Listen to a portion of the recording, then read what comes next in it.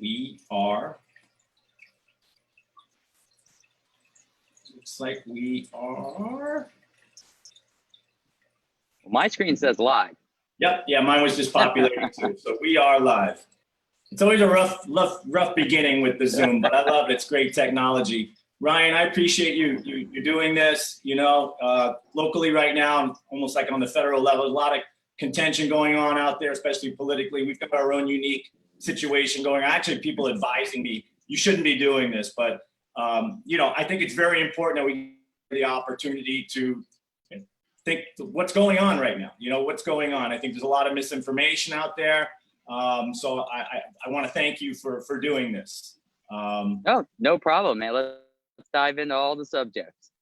So cool. Absolutely. So obviously you're standing in front of what looks like sea grapes. And I know that's the latest bone of contention that seems to be going around the airwaves these days.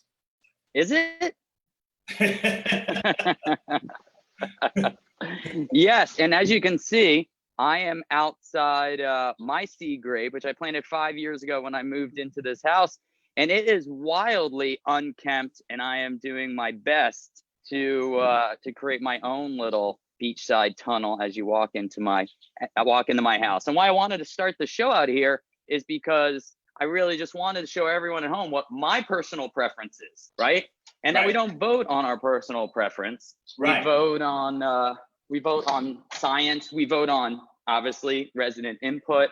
So here's my family. Say good morning to them real quick. Hey guys, what's up? So we're gonna go outside to my other large sea grape again, which I never trim, and that's going to be in the background for our right. All right. So yeah, no, absolutely. And you know, I've been talking to people. I talked to Delray Garden Center. I've spoke to a lot of local friends I know that have a real, you know, knowledge of the shoreline and all these things. And these things, from what they told me, the sea grapes are, I don't want to say invasive, but they spread. So they'll do a tap root, and then once they get that tap root, they go lateral, kind of like bamboo. I've got bamboo, and it's kind of the same thing. It's a constant battle, keeping them back. But I love them. They provide great shade, so I work with it. You know what I mean? Plus, I think they're aesthetically pleasing. I think the sea grape is kind of similar to that, don't you? Very much so. So you can see back here, right? 7% a year, sea grape spread. And then you can also see right next to it, just a wild amount of bamboo, right? And trying to keep these two trees from overtaking my entire yard and also killing the other species. Right. And that's the topic. That's the topic, right? We're not talking enough about all the other species that the sea grapes kill. Right. So if I've spoken to Rob Barron and George Gann and all the guys that did the presentations back in 2017. And I think it's just really important to know that we didn't have a dune management plan going back decades. We didn't have a beach. I mean, the Historic Society has posted these pictures, I think, recently, just to remind everybody. So we had to put a program in place, a dune maintenance, a dune management plan. And we put that in place. And initially, sea grapes were just part of the many species. All down the beach. And they planted pods that were about this size, a little bit bigger than a dining room table, just pods of them. But over the years, because they weren't maintained, or actually I'll use the word controlled, they weren't controlled, they spread everywhere and ended up killing a lot of the others. So luckily we had a commission in 2017 that really got on top of that. We got all the right permits. And by the way, we cannot just go out and start trimming sea grapes. We cannot just go out and start trimming anything on the beach. Everything has to go through the state, and it has to go through many layers to get the permit to even go and trim one branch out there. So for anyone that has emailed me, and maybe we'll share some of those emails, but that we nonchalantly decided, oh, we're going to go trim. That's not accurate. So years ago in 2017, it was a very hot topic, and we cut them all down. And do you remember that? Yeah. Remember going to the beach? Yes. And it was kind of like when you trim your tree prior to a hurricane. Once a year, you trim a tree, and it just looks horrible, right? And you're like, oh, what did I do to my tree? And then a few months later, it starts to grow, and you did the right thing, right? And it's now healthy. And so we did that with the sea grapes, but we left. The commission at the time decided to leave the tunnels, right? Untouched. iconic tunnels. Now, it's important to realize that when you talk with any scientist, botanist, biologist, all the ones that I've heard from, they'll all say you have to trim them all down, all of them. You can't make exceptions. What scientist would tell you that you can make an exception? What scientist would use the word, oh no, they're iconic, so you can leave them? And I get that, but as a commissioner, I have to take that input, right? And then I have to take the input of the residents as well. I don't have, and I was in a pretty heated conversation yesterday with one of those consultants, and I said, I don't. My job isn't to just take your information and make a decision. I can't do that. I value it just like I value staff's recommendations, right? Staffs are professionals. They do this for a living. I'm a marketing guy. I sit up there with a lawyer, a realtor, and a retired IBMer. I mean, we look to the staff, right? They're the professionals, but then we have to make decisions with all input, right? And I think that's what happened. What happened the other night is we were talking about trimming back the seagrape tunnels. The problem is that they're not. The scientists will say bring them down to 48 inches, right?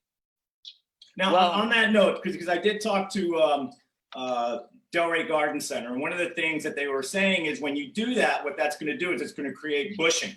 They're going to bush. They're going to go laterally. They're going to bush. So he was saying one of the things that should have been considered is, I guess, cutting underneath them so that they can grow and spread. And I know that's, and I'm a layman here like you. I'm trying to understand this as best as possible. But they say that also helps them in hurricanes and high wind situations because the wind is able to get through them. Does that make sense? Absolutely, absolutely. So I've had a lot of different conversations. We've heard a lot about. We're all getting educated, right, on seagrapes. Hopefully, everybody on Facebook, right, is getting educated on seagrapes, and you're going to continue to be. We're not going to have this on the agenda, I believe, until September 10th, right? So there's going to be a lot of education coming out from the city. And I think what you'll end up finding at the end is that those tunnels need to be, take a look at them next time you go down there. They need to be pruned. They absolutely need to be pruned because not only did we not trim them down to the recommended 48 inches, but we didn't touch them at all, which isn't good, right? And I think, speaking to the Delray Garden Center, that's probably what they were saying is, hey, you don't got to chop them all down, but they do need to be controlled. They do need to be shaped up. Yes. And I think that's most likely, I don't want to speak for my other commissioners, but that's most likely, I think the conclusion that we'll come to is go ahead and trim them back, but keep the tunnels, let them grow back healthy. What are the shape we should be going for? I think that's most likely the compromise that we'll end up with. Yeah, instead of getting a haircut once a year, let's do 4 of them. You know what I mean? Let's do every quarter or whatever it needs to kind of maintain those. I don't know how that's going to impact the budget, obviously, because that's maybe where we can go next too, is the budget right now and what's been going on. And I know there's a lot of controversy over the salaries right now. I know you voted against that. Any light you can shed on that? I know we're talking about $9 million. I think the new city manager was requesting the $9 million in reserve be applied to the budget shortfall that we are as a city going into right now. So let's talk about that. There was a lot of information out there that we had a $9 million shortfall that we were dealing with. Our former city manager, or George Gretzis, and Jennifer Alvarez, and then some information was out there. Oh, it's not that bad. It's actually just $2 million. Well, that $2 million was for this past year. We had to go in the reserves to fill a gap from the year we're closing out. We're talking about next year. Right. So it's been 8 or 9 million for a while, right? And we've been talking about it and we've been prepping for it. And it was a little disappointing for staff to come forward with such a large gap and the solution to go into our reserves for such a high number. Right. I'm okay going into reserves. You get at the end of the year and some things happen. And whether that's a recession or a pandemic, things happen and you got to go into your reserves for a little bit of money, right? $1 million, $2 million. It's happened in the past. I'm comfortable with that. What I'm not comfortable with is planning to do that, right? Actually planning to take money out of the reserves for any operating expenses. Do you think that kind of it reduces discipline maybe because they assume that money's going to be there? So there's a different type of a mindset. Is that kind of what you're thinking? Well, I just think it's like any city or like any business. You don't plan to run it for more than you have. right? You just don't, you can't do that. So what I've said to staff is about half of that number is are one-time expenses, right? The things whether it's drainage, whether it's utilities, whether it's water, whether it's paved roadways, they're one-time expenses. About half of that shortfall. I'm okay taking out of reserves for that, for one-time capital expenses. I'm okay with that. So I publicly, said that I would be in favor of staff taking out of the reserves for that amount. That would take our reserves down to 22.5. The recommended for a city of our size, I think, is around 18% and of your budget. And but we have to take into account that we're in a hurricane zone, right? So we got to add a few million on there. Staff has gone out. It's somewhere between 20 and 23% is where we should be. We would be at 22.5 if we took half of that shortfall and paid for those one-time capital expenditures. Now the other half is operating. It's what it costs to operate a budget, and I cannot approve a budget that is operating at a deficit, that is planned to not be able to operate with the money that we have coming in. And also that additional $3 to $4 million would take us under that 22.5%. So we have multiple reasons why we can't accept that plan. Awesome. Thank you for explaining that. One of the questions that keeps coming up, and Andrew Bruce just chimed in on it, obviously we're getting our butts kicked right now when it comes to restaurants and small businesses. And, that's only going to be reflected in the tax base going forward. Linda Oxford talked about the loss of the tax revenue going forward. Andrew's basically saying, what is the plan for these shortfalls, as well as to how are we going to help businesses and more going forward here? I know in the beginning, we all thought it was going to be 15 days. Here we are going on 7 months now, and our bars still aren't open. Our restaurants are struggling. They did have a good week this week. I got great reports from the restaurants I spoke to. So, everybody keep wearing their masks. Let's follow the protocols. But if you're healthy and you're not a high risk and you feel comfortable doing curbside or whatever, it's more important now than ever to support these small businesses. But I know we were talking about closing down the avenue for a while. I think you guys implemented a valet structure. What are you guys discussing as far as going forward? What can we do with these small businesses?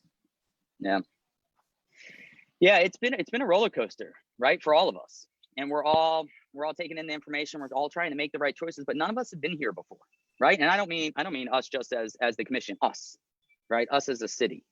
And where some areas we were way ahead, right? As soon as this pandemic hit, we had a daily show on Facebook and on YouTube, talking to the residents, giving them updates. We immediately had task force for education and for reopening, with all these, local consultants or, residents and business owners that came in to be consultants on all these safety task forces. So we were way ahead. We were ahead. We were doing great, and we had a seat at the table for the county's reopening task force, which was great. Our city manager sitting at that table. Not every city manager was invited to that table, so that was fantastic. I think where we failed, though, is that we didn't work with enough urgency when it came to the restaurants, when phase 2 was not days away like we thought it was. We got a presentation, I think it's probably about 60 days ago, from our reopening task force with a lot of fantastic ideas. But most of them weren't phase 1 ideas. They just weren't ideas that we could do coming out of a quarantine and still in phase 1. But hey, guys, we're a few days away from being in phase 2, and then we're gonna bring all this back. We go almost 2 months later, a month and a half, 2 months later, before we get that back on the agenda and then approve those items, which most of them have been approved in this last meeting. And there's a few more really aggressive ones that will be around for an entire year, which we can talk a little bit about, that I'm hoping I can get on the agenda. I pushed for it last meeting. I wanted them all approved last meeting. But if I could go back in time, I really, really would have been more vocal on the actual dais about getting that back on the agenda, because after 2 weeks of us not going into 2 and then watching the numbers, we really should have had discussions about it. Luckily, our partners, the DDA, the Chamber of Commerce, the CRA, the Merchants Association, they were all those meetings, and they were kind of combing through that task force and really looking at examples across the United States of what we can implement here in Delray Beach. So I'm really excited. This Tuesday, the Old School Square Park is going to be completely set up with tables, tents, chairs, everyone safely spaced out from one another. I heard that some of the tents are going to have lights and fans, right? Because we're sitting here in August going into September. And the DDA is going to be managing that. They're going to have people out there cleaning everything.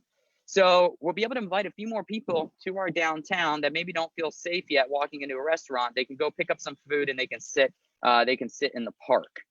In addition, some of those items I mentioned, John, that I'm hoping to get approved in the next meeting that I pushed for last meeting, is some, assistance from the CRA, some rules in place for the restaurants that want to build parklets or want to buy big outdoor tents or umbrellas or want to extend their outside, letting them know that we're going to make a commitment to them for at least a year to be able to have those things. These are big investments at a really bad time, but some of the restaurants are willing to make the investment because they need it, but they don't just need it during these times. They're going to need it afterwards, right? Because afterwards we need to somehow try to recoup all the dollars lost. Now, we're not going to recoup it all. We know we can't, right? But we all have to work together to do our best to do that. So a lot of exciting ideas. I wish we would have implemented them weeks ago, but we are where we are, and I'm pushing as hard as I can.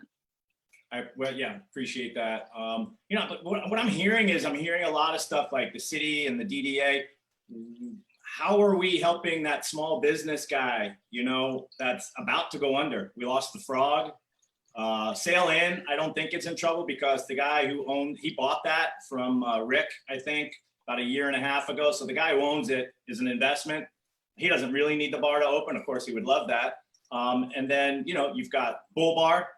She's in a bad position right now. Hurricane, bad position right now, and it's we've all been asked to pivot.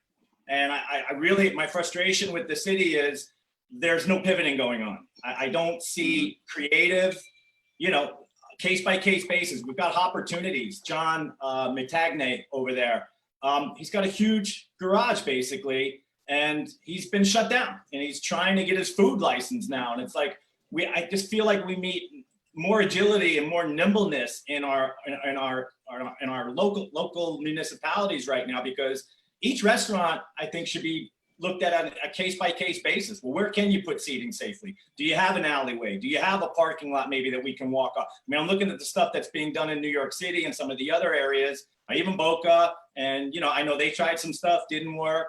Can you shed any light on what I'm saying there about as far as being nimble and creative? Yep. So unfortunately, our hands are tied on a lot of those items. I can't open a bar. That's coming from county. That's coming from state. Right. We cannot do that, and we're advocating, right? And I've been advocating for phase one. What's 1.5, right? If we know we've been stuck in 1 for so long, and there's certain things that we have to hit for 2, but what's 1.5, right? They made an adjustment the other day for massage therapists and acupuncture therapists. Both of them were with stadiums, dance halls. That's a category they were in, where there are all those other big venue events, and they did just make an exception for that. I don't mean our city. We can't make that exception. It has to come from the top down. I have tattoo parlors that one-on-one experience, right? There's literally 2 people in the building as someone's getting a tattoo, and I'm hearing that they're going to go out of business because they can't open up. And I'm hearing the same thing about the restaurants. I mean, to get the text from Gene at the Frog. I mean, how many people have in Delray Beach have memories of the Frog? I've forgotten most of them, but yeah, hurts. I have memories. I was going to make that joke. You're in a better position to make it though. But yeah. So let me, because I've been talking to John, because John's a real interesting case. Opportunities just opening up, small business. He's been letting me in on the process he's been going through to try to get the proper licensing. And I know this may not be the locality, but he's trying to stay afloat, working to make the zoning changes for longevity, but the costs are very difficult right now, let alone during a pandemic. Oh yeah. what can we do to help with these expenses? Is there, tax relief, any type, then maybe it's a write-off. Is there anything we can do to help with these expenses? So that's one of the line items that wasn't given the urgency that I was hoping for in the last commission meeting, which was putting some programs in place to help with financials, right? So first, the smartest thing to do is pivot some of the programs we already have out there. So if you're in the CRA district, which by the way is much larger than most people think, it goes all the way down Federal Highway. Right. So leveraging some of the programs we currently have in place, we currently have budgeted for, which is very important, into helping these businesses. So that will be discussed at the next CRA meeting, which is just around the corner. Well, and people are asking, we're talking I've been substantial closed. amount of money. What's that? So well, what I just wanted to add is that, when this first started, you had some cities that very quickly started handing out checks. Now, whether they handed out a few big ones to just a few businesses, or what the approach most of them took were small checks to a lot of businesses, right? Not all the businesses, but small checks to the businesses. We want to make sure that whatever we're doing responsibly. We have a $9 million shortfall, for next year. So we got to take care of our city, but we also need to put programs in place. And if we are going to spend money, which there's $1 million for economic development that I'm fighting for, to keep in economic development, because we need it more than ever, to spend $1 million to help these businesses. $1 million. And whether that means promoting downtown and saying how safe it is, whether that means pop-up experiences like the one that will be live this Tuesday, or whether that means actually helping out with rent relief. It's going to be necessary. I'm talking with the restaurants, I'm talking with the landlords. It's coming. I drove Lauderdale and Hollywood recently. It's a different world in Broward and Miami-Dade. They're a few weeks ahead of what we will see. They're a month or two ahead of what we will see. And I think that's really important. And I shared that with my commission at this last meeting. There is urgency. Yeah. Businesses are closing. There's no more, they might close. There's no more, they're gonna close. They are closing every single day. No, absolutely. And I do a lot. I've been driving down to Broward. The office that I'm with is down there, and I see what they're doing. It's I guess what I'm saying again is, I keep hearing about this program, that program. I'm talking about immediate relief, maybe for these restaurants now. This is where maybe you and I differ philosophically. Yeah. We differ a lot, and but we respect each other, and we can have a good discussion. What's the idea to kind of unleash the small business guy, take some of the burden off of them when it comes to taxes and permits and licensing and all the cumbersome regulations that they have to deal with, so that they can get open and that they can get some more money in their pocket, which I think is going to be the thing that's going to turn this around, is taking some of that burden off of the business and letting them do what they do best. I'm a free market guy. Right. So there's two things there. There's time and money, right? Right. Time is money, and that's accurate. So again, one of the programs that I'm hoping to get in the next city commission meeting, I wanted at the last one, is a program that would put a lot more of this decision making for businesses to pivot on staff.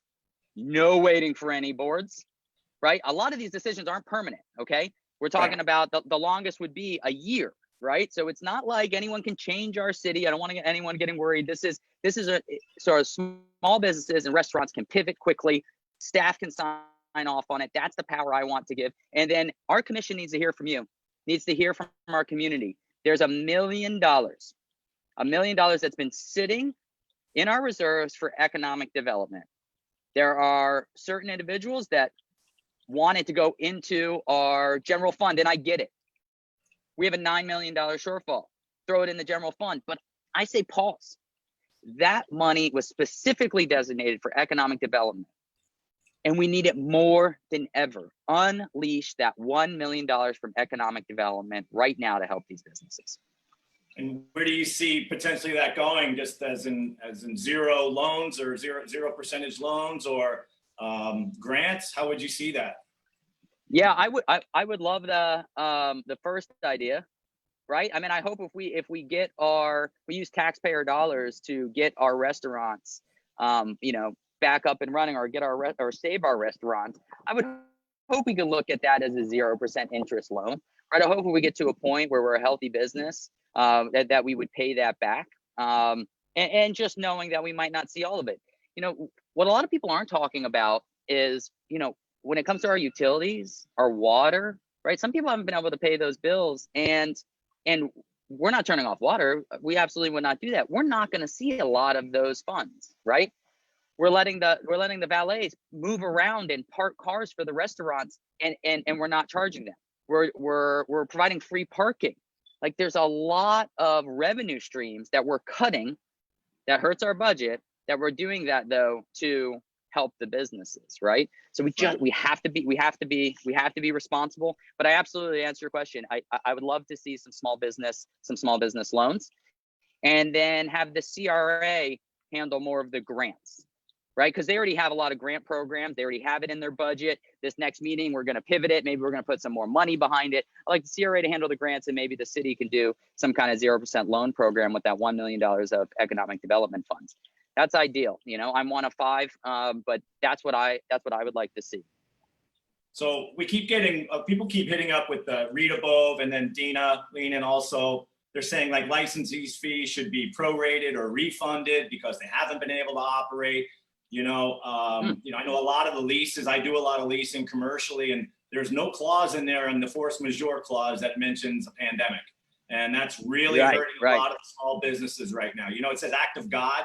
And that was like the first, I knew that was going to be the first little battleground legally. What is a pandemic an act of God? And of course it was struck down from what my knowledge is so far, that it wasn't an act of God. So every lease that I've done since, we've always got a COVID clause in there now. Basically, if I'm shut down by the government and they're telling me I can't open, then I shouldn't have to pay rent. You know, is there any discussion maybe about prorating these fees and licensing that they're basically not getting any ROI on right now? Yeah. You know what? We haven't really discussed that specifically, but I think it's a great idea to explore, and something I'll bring up with staff. We have been, again, we've as many city fees as we can clear out. We are, including the CRA. Anyone that leases a CRA building, and there's a little bit of residential, but most of it is businesses and nonprofits, they're not paying anything. They haven't been paying anything. They're not going to pay anything for a lot longer until the end of our fiscal year. We cleared that, right? So, which again is great, but we do have to deal with it with our budget as well. But that's a great idea. I think we have to keep in mind that, you know, in Delray Beach, our landlords, if they don't get paid by the businesnesses, then they foreclose, right? So yeah, you know, and by the way, some of our landlords are our neighbors. They're not these big conglomerates, right? You know, somewhere in New York. No, they're our neighbors, you know, and they have businesses here. And this is something a lot of people don't know, and I'm going to share with you because one of the landlords shared it with me, and I don't want to specifically say who, but they said they own a lot of properties, and at the beginning they knew they were going to take a hit because they were going to help out small businesses. And by the way, this group helps out small businesses during non-pandemic recession times, helps out their small business tenants. So they're ready. They're going to take a hit.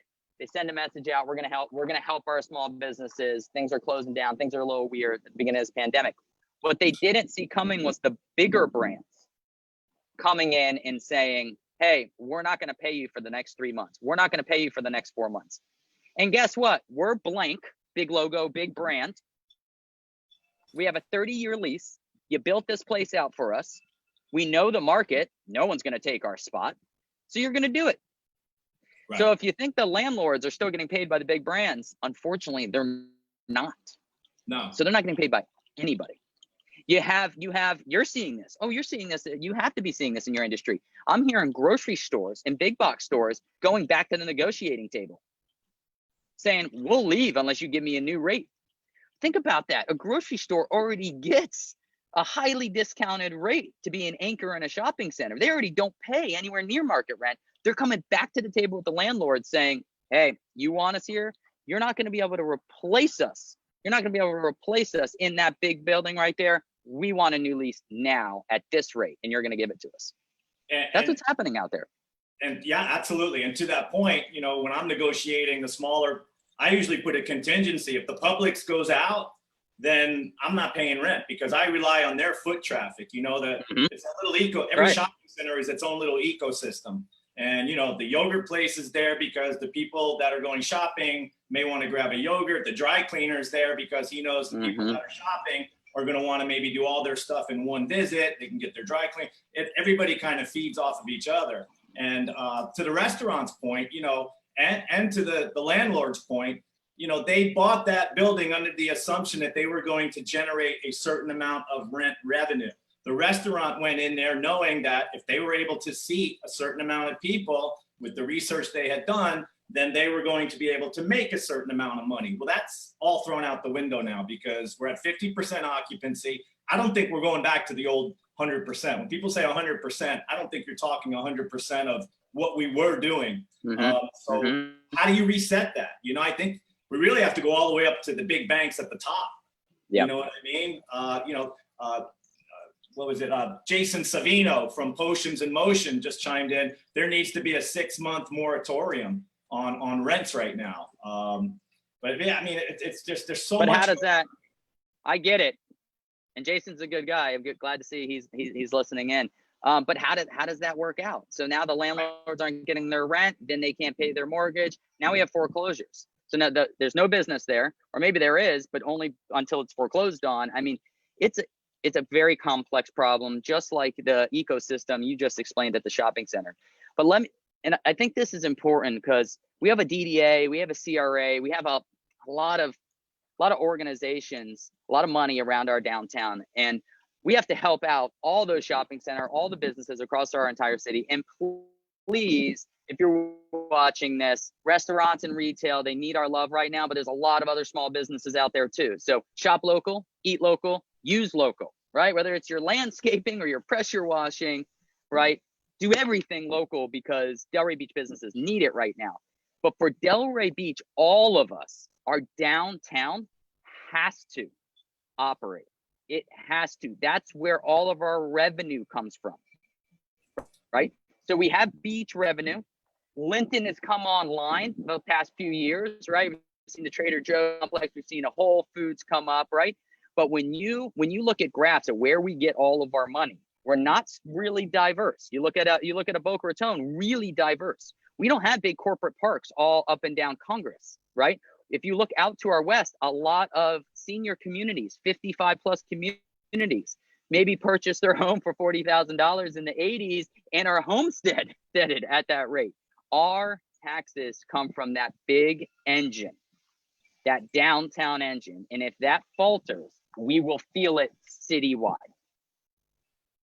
All right, I got a question here. Actually, the mayor's watching right now, and I just wanted to post. So she says to use the 1 million distribution is short-sighted. It won't go far enough, and it won't hit all businesses. The idea is to use this in the best way to help as many as possible. Think about it. I don't want to interrupt. There are rules in regards to sunshine violations. Okay. You're saying this is a comment from the mayor? Yes. So no, please don't read that comment. We've been told several times not to comment on each other's posts, because that can start a back and forth, which you were about to read me her post and then ask me. And this is something that we will vote on in the future. So we can't have this discussion. Right, 100%. And I apologize for that. It's got to be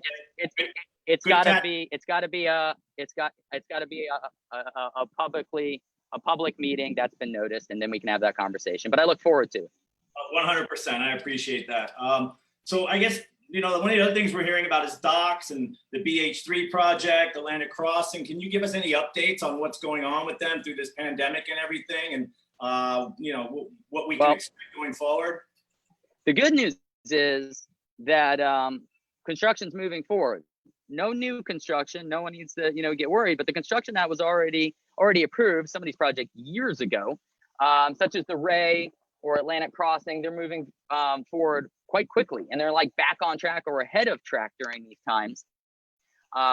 So that's all really I have as far as an update on those projects. The BH3 project, you're in the industry, so we can spend just a short amount of time on this. I could talk for an hour on this, but we basically put out an RFP and asked the developer to come in the year, 2018, 2019, when the grocery stores are completely being disrupted, right? The grocery industry is being disrupted, and we say you need to come in and you need to build a project, and you must put a grocery store in that. There's no way around it. You got to put a grocery store in there because it's a food desert, and we need a grocery store. We need a grocery store in the Northwest Southwest neighborhood, and it's been on a long on many lists for a long time. So we say you must put a grocery store there. Well, you already know grocery stores don't pay market rent. They certainly don't pay Atlantic Avenue rent, right? Right. Yeah. So on top of that, you're going out to grocery stores and they're looking on a map. Now we know West Atlantic is far away from Linton, right? That's like a whole nother world to us. It's way over there, but not to most people. They look on a map and they say, you want us to put a grocery store where? There? Okay. There's a Trader Joe's, there's a Fresh Market, there's 3 Publixes, a Whole Foods, a Target with a brand new grocery store, and Aldi's, all within a few miles. And you're telling us we should put a grocery store there? Well, in order to do so, not only do we not want market rent, which we never pay market rent, but you're gonna have to go lower than that. And now it's a pandemic. And now everyone's getting used to ordering their groceries. And that's something that we're not talking about. After this pandemic, the slow move to remote working and the fairly fast move to e-commerce, it's all been accelerated. Yes. It's all been accelerated. Where we were going to be remote working in 10, 15 years is going to be next year. Where we were going to be in e-commerce in 3 to 5 years is going to be next year. All of it because those of us that didn't feel comfortable, I like going to the grocery store.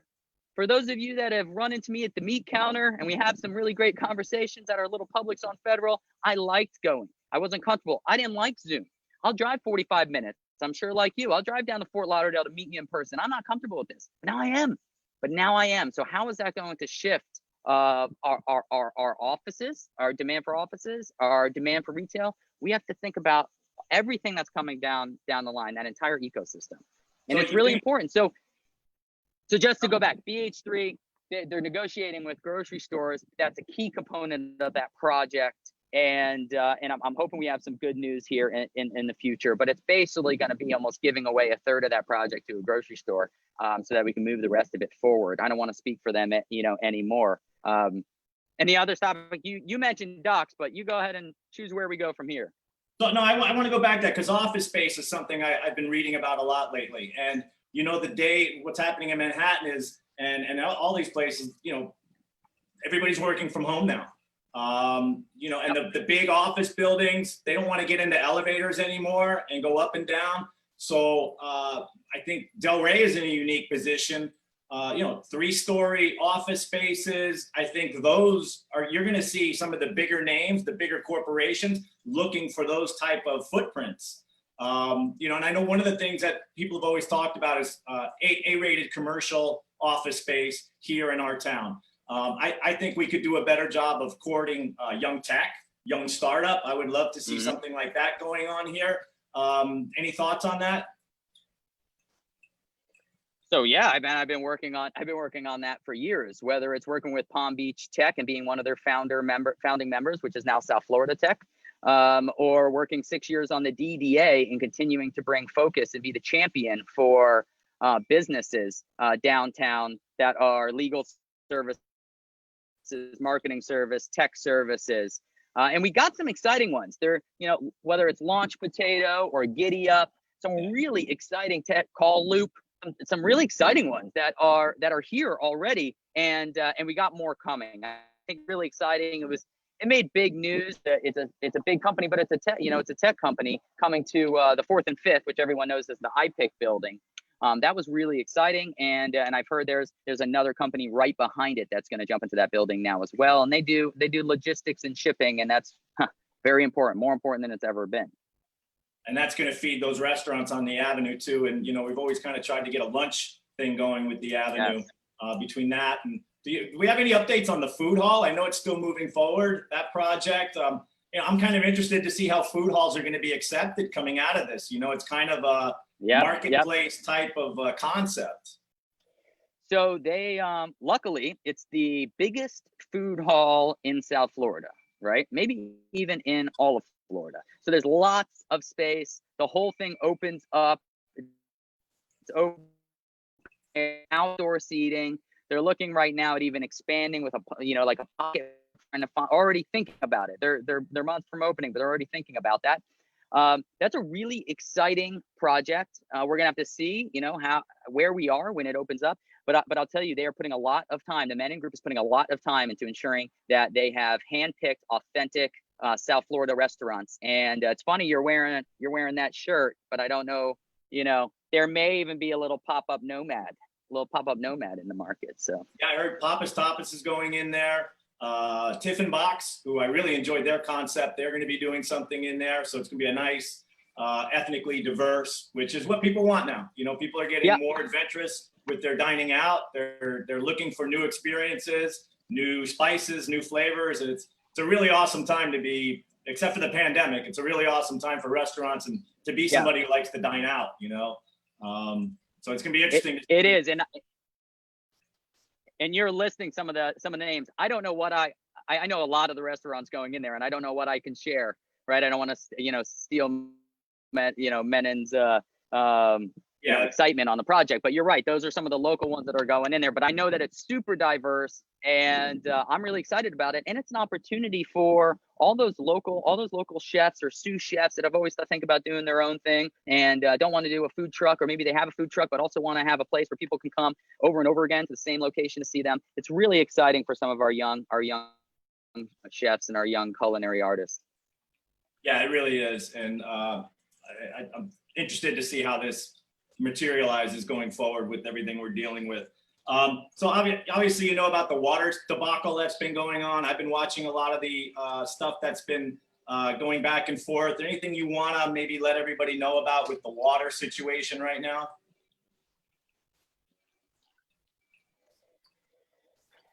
Yeah, well, I'll tell you that I think staff is starting to do a great job of communicating, of being open and transparent with the issue. We had a reclaimed water issue. This was years ago. It has a lot to do with the turnover at City Hall. And speaking with our new utilities engineer, he says to me, when we put this up to bid for all these properties to get put on the reclaimed water system, he said that all these backflow valves had to be put on. They had to be checked and put on. Well, put on and then checked. And he said at the time, looking back, he doesn't see anyone that is a utilities engineer, a specific engineer that could review that. So he's wondering who reviewed this, right? During all that turnover at City Hall, do you send out an engineer, right? Not a utilities engineer, but you just send an engineer out there and hope he knows what to look for? Do you send a utilities guy that's not an engineer, utility staff member? So we don't know. We're investigating that. There has been some moves. There has been some people that have had to move on because of this. But we're still looking into it. As far as the hot topics, is our water safe? Every single morning I get up and I fill my big water jug, which I walk around with the rest of the day. Anyone that see me, they watch the city commission meetings. I always got my big jug of water. That is filled directly from my faucet. All right. So no filter on it. I drink it every single day. When my kids want a glass of water before we go to bed, it comes right out of that faucet. So yes, our water is safe to drink. Is there a tank that maybe hasn't been cleaned in 34 years? And I just want to be clear here. There's no record of it being cleaned in 34 years. So we have to assume it hasn't been. And that's one of the things I was speaking with Mr. Gretz, and he's like, listen, I don't know. I'm talking to some staff members. I'm calling previous staff members, and they're saying, oh yeah, we cleaned it. Yeah, I remember we cleaned it then. We cleaned it. Well, where's the record? If there's no record, we have to assume that it hasn't been cleaned in 34 years, shut it down, and start the program to clean it out. But it's a little bit more sophisticated than just shutting it down, jumping in and scrubbing it. We got to make sure that we're not going to infect the other tanks. We got to make sure that we're not going to have a boil notice for 48 hours. Ideally, no one wants that citywide. So it's far more sophisticated than just cleaning a tank. And by the way, it's a giant tank, right? Yeah. So that's about as much of the update I can get. I did say during a city commission meeting that I think this is not only a water issue, but it's a communication issue. We have not been proactive enough. I would say the only thing is that with the pandemic, we've been fairly proactive in getting the latest information out there. But communication-wise, in regards to the water in regards to everything going on with our city manager position, I think we can be far more proactive with our communication. We know the hot points. We know what they are in Delray Beach. We need to get ahead of that. Yeah, awesome stuff.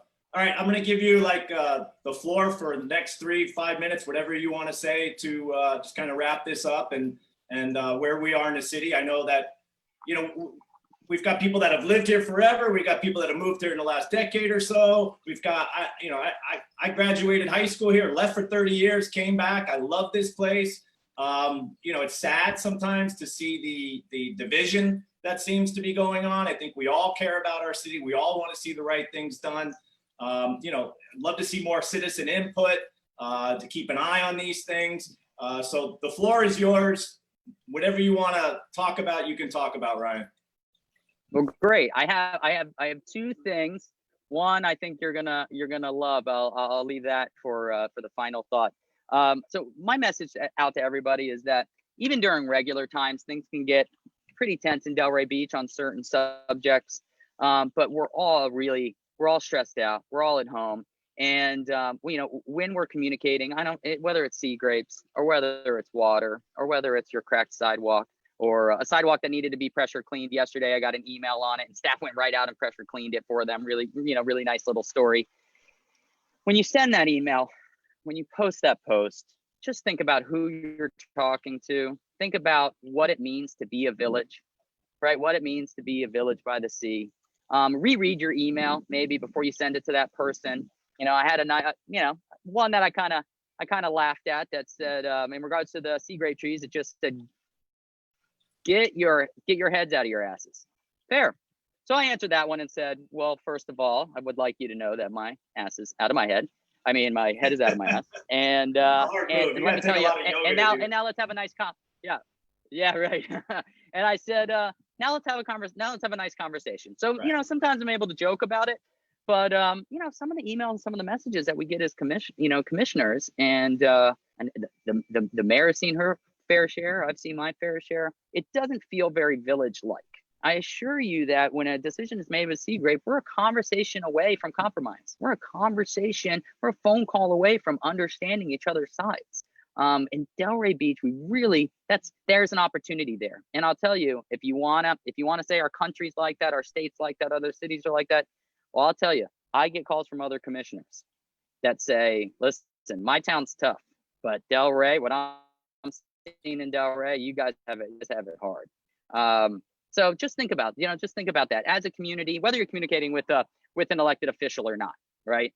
Just when we communicate with each other, just keep in mind that there's compromise, there's healthy discussion, and it doesn't have to happen all on Facebook. Give someone a call. You know, my number's out there. I love having, phone calls. I'll sit here all day with you. You know, when you ask me to sit here on a Sunday afternoon, I'll sit here all day and we'll chat about anything you want. No, absolutely. And so speaking of that, go ahead. No, I was just saying, I love your T-shirt, by the way. Oh yeah, of course. It was either this or the Elks. And I know Elks just announced, Bingo's coming back, but the Elk shirt's long sleeve. I couldn't do it. So you won out today. So and I was gonna wear the hat as well, but since I'm actually allowed to get my hair cut now, I just figured I would show it off. Thank you to Ian Caven, by the way, a local barber, the best in Delray Beach. Okay, so the last thing I have is, can I share my screen? Am I able to do that? Can you hook me up with that ability? Yeah, let me see if I can do that. Share computer sound, optimize screen share for video. You're talking to a novice here. Yeah. Share computer sound.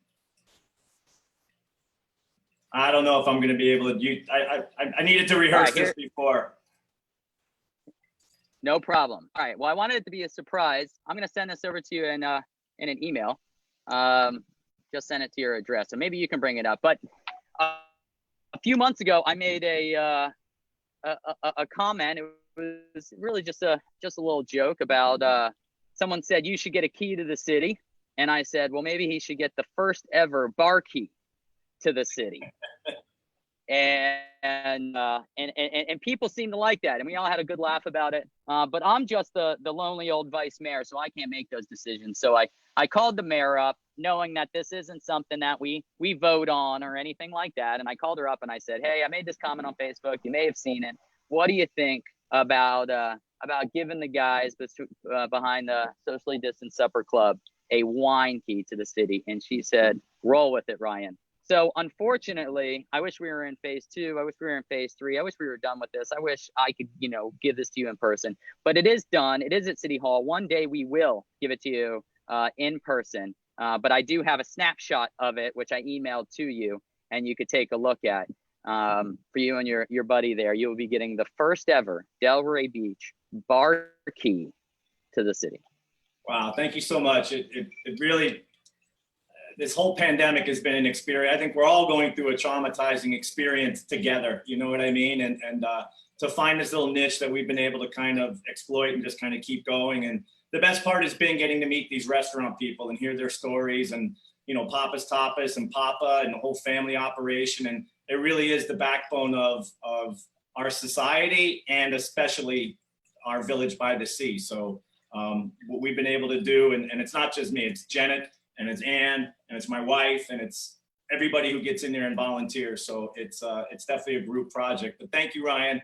And I really appreciate this conversation. To your point before, how people communicate is very important. You can get that same message across, like you said. Maybe you got to reread your emails, and I'm guilty just as much as everybody else. You get a knee-jerk reaction, you just want to jump, and when you've got a keyboard between you, sometimes you get a little more bold than you normally would in a regular conversation. So definitely echo those thoughts as far as, you guys have a tough job. It's something we appreciate. I hope more people can learn to have rational, intelligent discussion. So I really appreciate you doing that with us today. Well, thank you. Thank you for, and everybody else out in Delray Beach for stepping up and taking care of one another. All the Delray COVID-19 show updates that I do, I always end with take care of your neighbors. That's what it's about right now. And if taking care of your neighbors means not leaving your house and saying hi to them, that's okay. That's taking care of them, right? Or if taking care of them means that when you go to the grocery store, you send them a text and ask if they need anything. We're here, we're taking care of each other. And we saw that. So I see Wayne Passek's on here. What's going on, Wayne? And Wayne was at Trinity that whole first month, or I think even 2 months, helping hand stuff out. And when I was there, we'd see people that would come in and grab food for the whole complex. They're delivering to seniors that were at risk. So it's really awesome to see. We really are a special town, and we're going to get through this, and we're going to come out of this stronger and more united. And let's all appreciate each other, respect each other, and that's pretty much it, man. I really appreciate you coming on, Ryan. There's a silver lining right there. We come out more together and more united, and ready to face whatever's in our future. So I appreciate that, John. It's a great perspective. Thanks, now Ryan. I have to explain that to my wife, the teacher, right? And I'm sure you have to do that too, as we're dealing with this new world where the school district, what's the word they're using? Just blend it in. That's the new term, right? Just the school district. Blend it. Just blend it. Well, I'll probably give it a few days before I give her the silver lining united speech, John. I think I'd rather not do it right now, but in a few days, I think I'll try that. Timing's everything. Thanks again, Ryan. Thanks, John. All right.